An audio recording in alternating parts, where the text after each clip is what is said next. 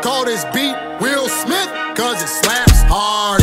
Hear it not when I pull up on your boulevard. Are you accidentally simping in your everyday life? You know, I really thought about this story because I was rummaging through one of my old email accounts. And I was looking at like messages that go as far back as my college years, right? And as I told you guys, in my college years, I was not the great dater, right?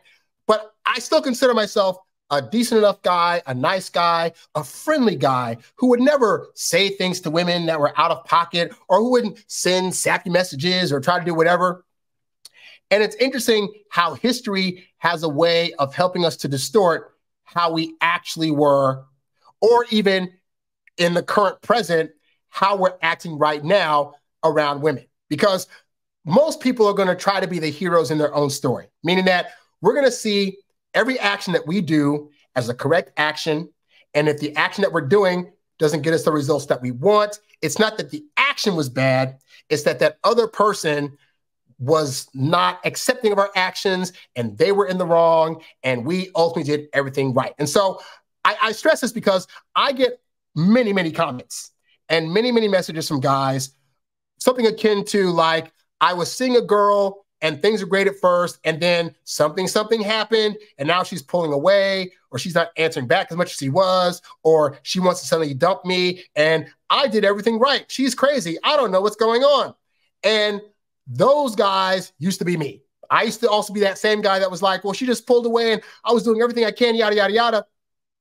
But again, and looking back, I had to, and when I started doing this kind of stuff and giving advice to guys, and when I wrote my first book, No Girls For You, The Ultimate Guide to Losing the Girl of Your Dreams, which you can get at the website, I did that book because I thought I knew everything about dating. And then I went back to school for a semester and I reconnected with a friend of mine and we started hanging out a lot. And I could tell she had a crush on me and I thought I knew everything. And then I went to try to make some moves, but I didn't make some moves and it messed me up and we didn't get together. And as a result of that, I ended up flunking out my first senior year of college. So that summer, I really sat with myself and said, okay, look, we got to figure out this whole dating thing. We got to figure out what's going on.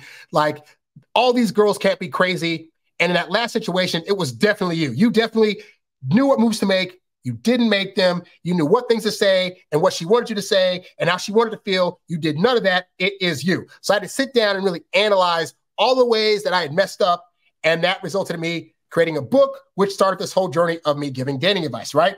But And doing that research, I actually looked back on messages that I had sent to previous girls that I had had crushes on where it didn't work out. And I had to tell them off and let them know that they hurt my feelings. So you guys are in for a treat today because I actually found one of these messages that I sent. I'm going to pull it up on the screen here. So let's see. Let's get this here right here. I'm going to read this to you. So this is going to be an example of a simp message that I sent a woman I had a crush on back in my college days, right? And at the time when I was writing this, I was not aware that the way I was presenting it and how I was talking to her was simp language, all right? So this is legitimately, you see the date on this thing? The date on this thing, I wrote this December 19th, 2002. So I'll set the scene for you, right? There had been a woman that I was friends with, that we were in the same classes together. I had a huge crush on her, and she had a crush on me, or so I heard. But what happened was I started to do that thing that nice guys do where it's like, you don't know what to say to her. So you start kind of getting awkward around her and then you start getting kind of distant. But there were all kinds of signals during the course of that semester from her that indicated she not only liked me, but she wanted to do stuff with me. And I was just so nervous and afraid. And like there'd be times where she'd invite me over for a study session at her apartment. And then she'd be like, well, I guess I'm going to go to bed now. And I'd be like, okay, great. See you tomorrow. Do. And a bunch of stuff like that happened. And in hindsight, I missed out, right? So at some point, I finally, look at my big screen for a minute. So at some point, I finally realized, oh crap, this girl has a crush on me. And I called her up and said, hey, so the reason I've been acting weird around you is because, you know, I kind of like you. And her response was like, oh yeah, well, I kind of got that idea because you've been kind of acting weird or whatever. It's like, okay, great. So I thought at that point, because now I told her that I liked her, that it was going to be all rainbows and sunshine from here. Like, she knows I like her and I know she likes me. So we're going to start going out and making out and doing whatever. And that did not happen. In fact, what happened was the opposite, where in class, she would suddenly avoid me. She wouldn't invite me to her apartment anymore. Or when she did, it'd be like, as long as other people were there, there'd be times when I would invite her out to the movies and then she'd bring another friend along. So it was definitely like not getting it at all. I'm thinking, but she showed up, so she still likes me. Anyway, so the kicker came when I got her a CD. She had an artist that she liked, and her new CD had come out. So I went and got this artist CD. And I remember I went to her apartment and knocked on the door and dropped it off to her. And there were other people over there. And she was just like, oh, thanks, appreciate it. And then that was it. So fast forward to, there's now like the end of the semester. At this point, I had signed up to go on a theater tour. So I was going to be out of school for a semester, which means I wouldn't see her. So I'm thinking, I got her this gift. She knows I'm going to be going out of town for 5 months, and she won't see me till next year. So at the very least, she's going to either thank me for the gift, or she's going to at least, say bye to me before the semester's over with.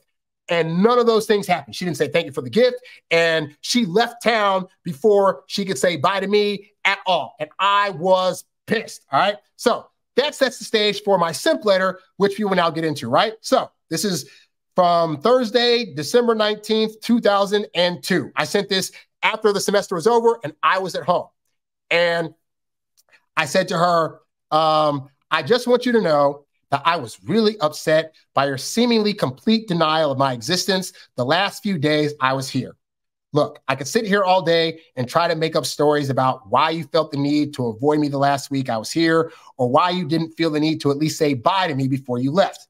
But to be honest with you, I'm tired of assuming things about you that may or may not be true. All I can do is be responsible for what I'm thinking and how I'm feeling.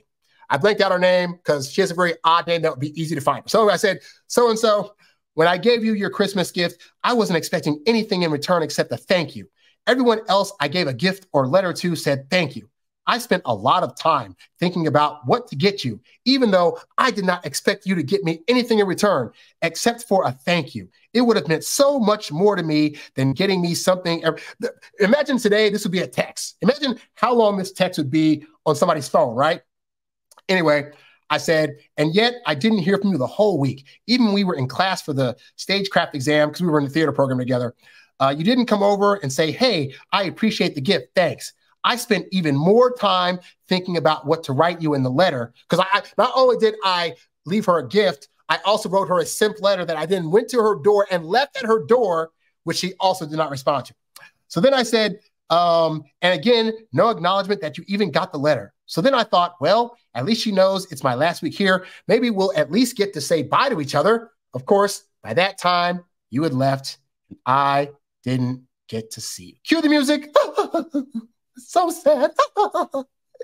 It's funny being this old. I wrote this when I was 20 years old. So I can look back at this now almost 20 years ago and be like, man, like I was in that space where I just needed to let her know my feelings and that she hurt me. And I didn't know things about things like indifference or things like, not letting my emotions show or not telling women how I feel about them because they would come to me. Like I knew none of this stuff. So this is just me going off my instinct, which at the time was like, you know what? If I just rationally reach out to her and tell her how I'm feeling and what she did to hurt my feelings, then she'll rationally come back and say, hey, I did not hurt your feelings. I'm so sorry. I actually do like you. And thank you for the gift. And hey, when you get back, I would love to see you. Because in my logical mind, that's what was supposed to happen. So in a sense, it's almost like I was trying to use this message as a means to control the narrative of how she was going to act next, which is a very simpish thing to do. But again, at the time, I wasn't aware this was simp behavior. Continuing on, again, this is a long-ass letter. It says, now, as I said, I do not feel I'm in any rightful position to try and guess or assume what your feelings towards me were or why it is these events took place. I am in a position, however, to express how I felt. I'm all about the feelings back then. And so, it hurt me. Not just because you didn't say thank you, but because you barely acknowledged the fact that I was even here. My intention in the last weeks were not at all to try to get you into a boyfriend or girlfriend relationship with me. Spoiler, it actually was. Like I legit was all gaga for her. And I was hoping the things I was doing was going to make her see that and want to be with me. And I could lie to myself at the time thinking that wasn't what was happening. But in hindsight, that's what was going on. And that's what, think about any situation you've been in where you've been like texting a woman, well, I just want you to know, blah, blah, blah, blah. You're doing that because you're hurt. You want to get your feelings across. And you hope by doing that she's going to acquiesce and say, oh, I see how you're feeling. I'm sorry. I feel those things too. It's all in the guise of we want them to feel the same things so we can get things popping, whether it's in a relationship, hookup situation, or whatever. We're hurt. We're hurt. It is what it is, you know? Let's see. But to show you that I enjoyed the friendship relationship that we had. Yeah, I got her a gift and wrote her a note just trying to be her friend. It's bullcrap past me. It's kind of cool roasting myself. Anyway, so when I receive signals that appear to be saying, don't get near me at all, or I don't want to talk to him, it makes it difficult for me to understand. And all I have wanted from day one, so-and-so, is for you to be upfront and honest with me.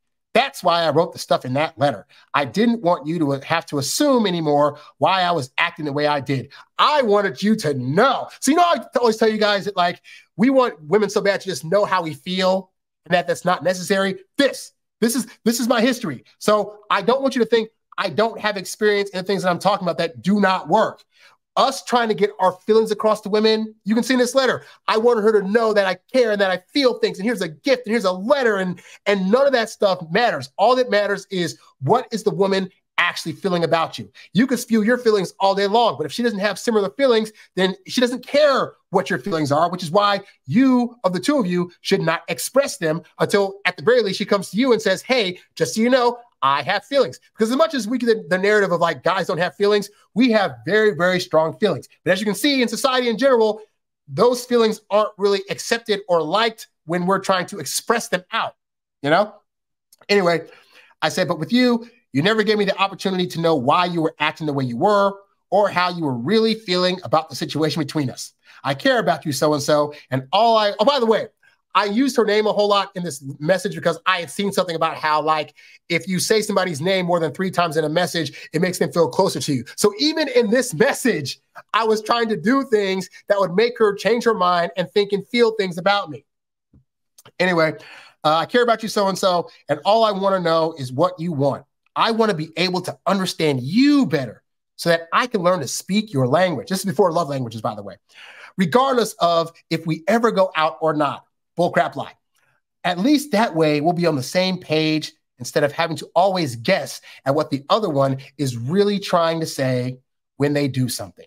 And then I said, that's all that's in my mind right now. Have a good holiday, great new year, and a happy birthday, because her birthday's in January and mine was also in January. So that was the simpish letter that I sent to a girl that I was crushing on back when I was in my junior year of college, right? And again, I point this out because this is like a month before I went on tour. I was around 5 other dudes during the tour. I got to start going out with these guys and seeing how they were talking to women and how they were interacting and how they were able to get women to go back to the bedroom after barely knowing them. And I'm trying to hook up with these girls I've known for years. And it's like, oh, but emotions and feelings, and we should know each other. And nothing was happening, right?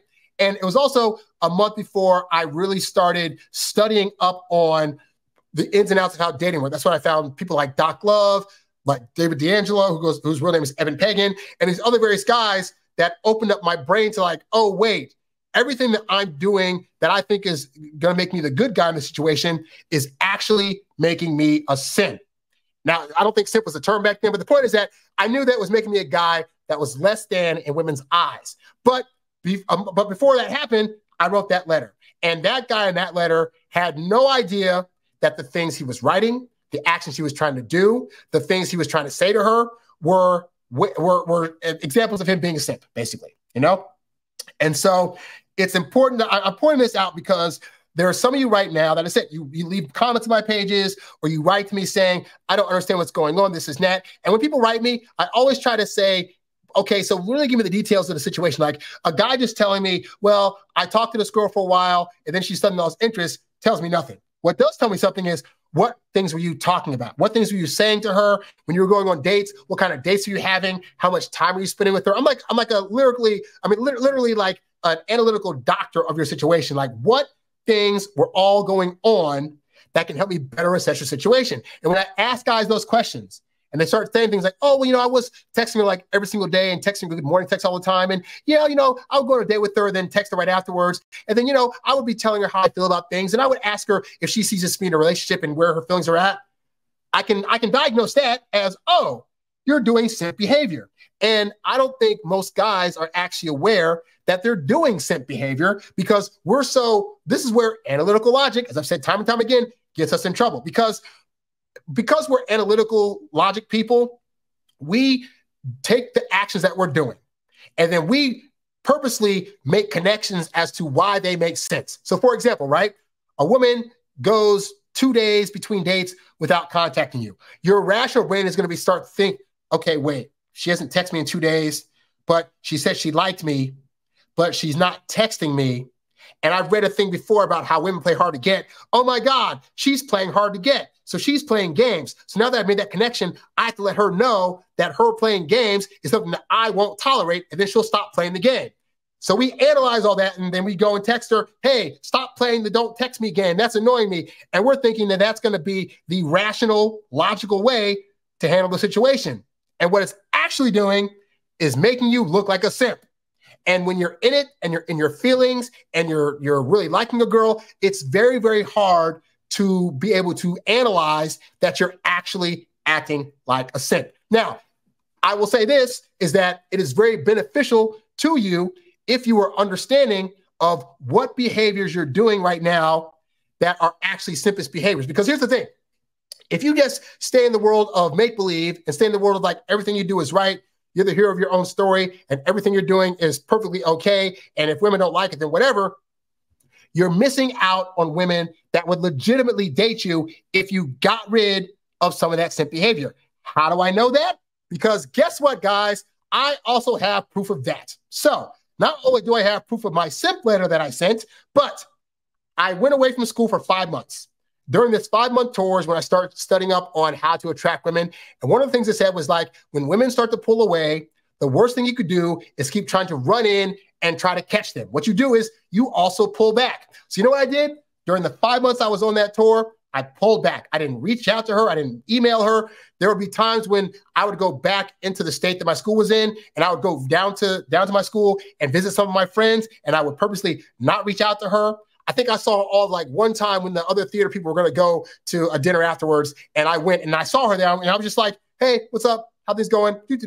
I sat, and here's where the first sign I got that stuff worked though, is that I saw her there, right? I went and sat down first, and I made sure I sat far away at the other end of the room that we were in to eat, because I didn't want to give her the idea that I was going to try to purposely sit next to her, thus me showing that I wasn't over her and still had feelings. And lo and behold, guess who comes to the table and sits right the freak across from me? The very same girl that I wrote this letter to 2 months prior. And even then, I was talking to everybody around her and occasionally would say some stuff to her, and then other people, right? So tour ends, and I'm now back in my home state, and she's also in the same home state, but like an hour away from me because she lives close to the school that I do, right? And so out of nowhere, she sends me a message. And guess what, guys? I had that message. Here is the message that this woman sent me literally almost exactly 5 months after I sent my simp message, right? Here's the message. The message says, I was just thinking about you the other day, and I was wondering how you were doing. I hope all is well with the touring play. I looked on the website about some upcoming auditions, but nothing was listed. I really hope you're doing well. I miss you. Give me a call. I didn't have to do anything in the span of that 5 months that I was gone. I pulled away. I didn't talk to her, none of that stuff. And what was the result? The result was she came to me and told me how much she missed me and that she wants to see me. And this is the same girl that after that happened, at this time I was selling vacuum cleaners, and I had to go to her area to do a demonstration. And so I told her, hey, I'm coming down to your area to do this demonstration. And once I'm done with the demonstration, if you're available, I'd love to see you. Her instant response, oh, that'd be so great. I'd love to see the snap. So I go and do the little presentation, after which I go right to her apartment. And I'm thinking, I'm gonna just go there, say, hey, what's up? Hang out a little bit, watching TV, maybe go out and get some food, and then head on my merry way, right? And again, I'm still a virgin at this point in time, and I was still a virgin for another year and a half after this. Spoiler. But anyway, I get to her door. She opens the door, and what do I see? I see her dressed head to toe in the sexiest pair of silky pajamas I've ever seen on a woman. And if we go back to what Dear Juan said, where he said, I can't get used to hotter women checking out since I'm so used to a certain type of woman checking them out, whatever. Like, He said he's dealing with that too, where he can't get in his head that women would actually be complimenting him. I still, even though I've been studying stuff and I looked up what these things mean and what the signals women will show, I still was not in the practice of actually having a woman do things that indicated she was ready to do stuff with me. So when I opened the door and I saw her in sexy pajamas, my thought was like, okay, but she could just be comfortable on a Saturday wearing this stuff. So I'm just going to go in and talk to her like regular. Didn't do anything the whole time. So still missed out. And then there were still times after that where she would be throwing signals and I just didn't get it. And then by the time I got it, she'd be on to somebody else. So that situation never ended up happening in terms of her. But the point is that you can see from that message that she was all ready to do stuff simply by me not having any simp behavior. I had shown her that I wasn't fazed by her. I showed her that I didn't need her in my life. And that's the stuff that actually draws women in when you're showing masculine strength and when you're moving about in a way that indicates to them that you have a take it or leave it attitude. But again, if you're constantly stuck in everything you do is absolutely right, then you're going to be in simp mode. And it's very important for you to analyze that. You's a bad boy, but you can't stop, won't stop. You a high earning, high value, high class man. You a high earning, high value, high class man. You a high earning, high value, high class man. You a high class man. You a high class man. You a high earning, high value, high class man. You a high